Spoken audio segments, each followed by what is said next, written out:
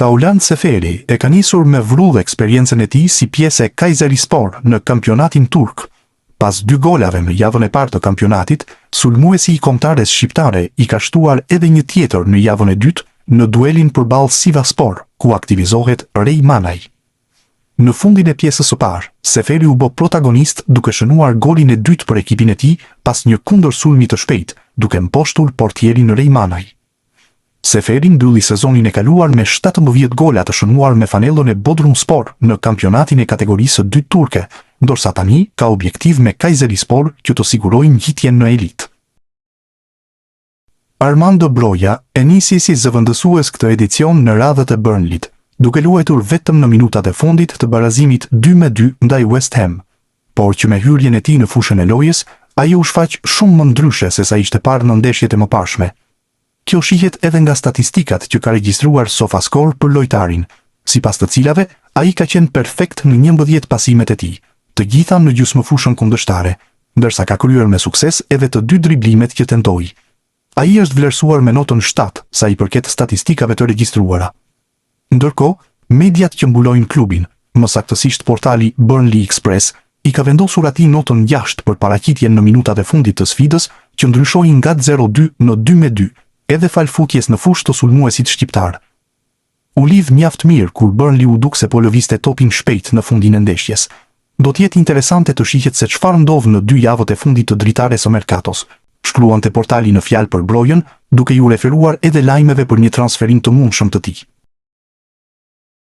Mirlind Daku ka shënuar sot ndeshjen e tij të parë si titullar në radhët e skuadrës së Spartak Moskës, duke u bërë menjëherë protagonist të një suksesi i saj.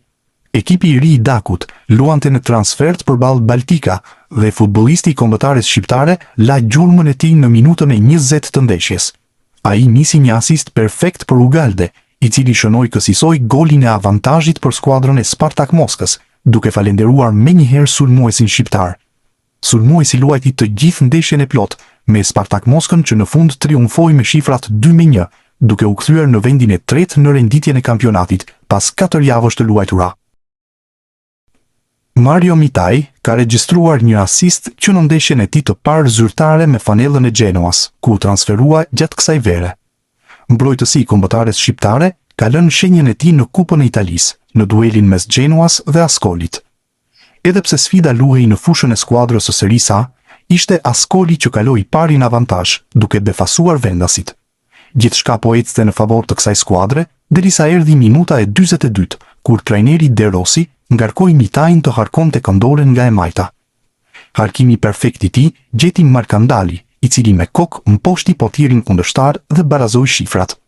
Më pas, skuadra e Genoas shënoi një tjetër gol, duke mbyllur në avantazhin 2-1 pjesën e parë, ndërsa Mitaj u ndërrua në pushimin e sfidës nga De Rossi.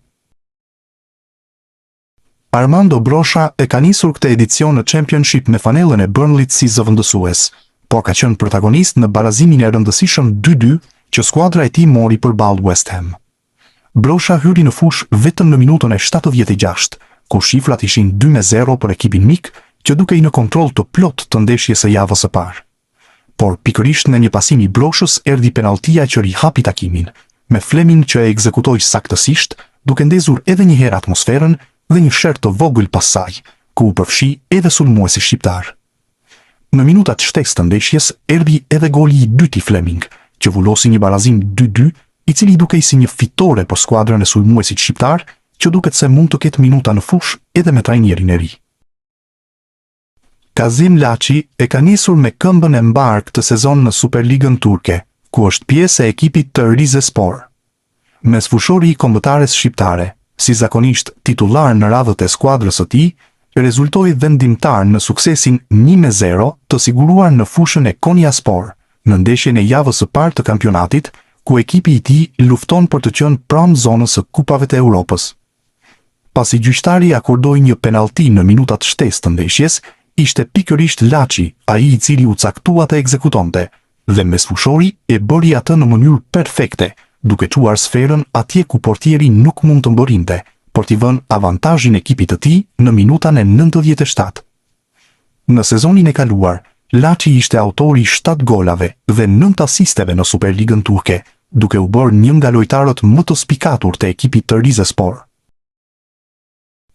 Legjenda e Spartak Moskës, Valeri Kechinov, ka dhënë një vlerësim pozitiv për transferimin e sulmuesit shqiptar Mirlind Daku, duke shprehur bindjen se sulmuesi i kombëtares mund të ketë ndikim të madh te skuadra ruse.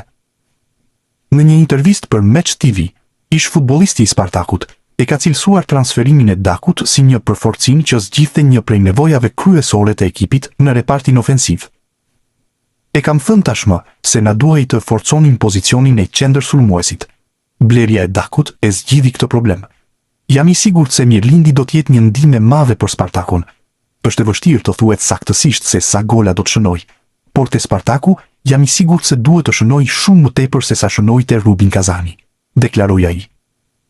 52 vjeçari është një prej emrave të njohur të historisë së Spartak Moskës.